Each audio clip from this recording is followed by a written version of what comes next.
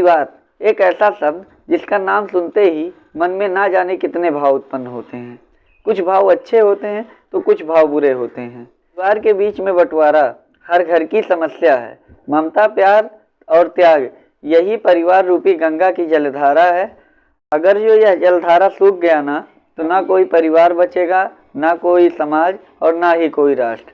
ऐसे ही बंटवारे पर आधारित एक फिल्म आने वाली है भोजपुरी इंडस्ट्री की तरफ से, जिसका नाम है परिवार में बंटवारा।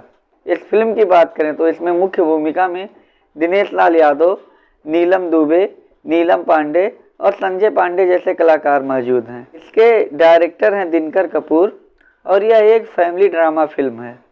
जिस फिल्म में बहन की शादी के लिए दहेज देने के लिए प्रॉपर्टी बेची जाती है, उसी प्रॉपर्टी को लेके परिवार में विवाद शुरू हो जाता है और विवाद इतना बढ़ जाता है कि परिवार के बीच में बंटवारा शुरू हो जाता है।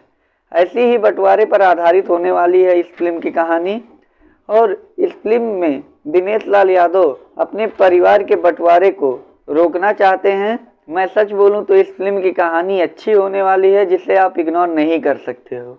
इस फिल्म की कहानी पारिवारिक होने वाली है, जिसे आप पूरे परिवार के साथ बैठकर देख सकते हो। इस फिल्म में कुछ कमियां हैं जिसे हम इग्नोर नहीं कर सकते। वो कमी है कि इस फिल्म का म्यूजिक बेहद ही ख़राब है, जिस पे मेकर्स को बहुत ज़्यादा काम करने की ज़रूरत है। और इस फिल्म की सिनेमोग्राफी भी बहुत थर्ड क्लास की है और सिनेमोग्राफी पे काम करके फिल्म को ऑडियंस से और ज़्यादा कनेक्ट किया जा सकता था। इसके लिए बस इतना ही। मिलते हैं अगले वीडियो में। तब तक जाते जाते मेरे वीडियो को लाइक और चैनल को सब्सक्राइब करना मत भूलिए।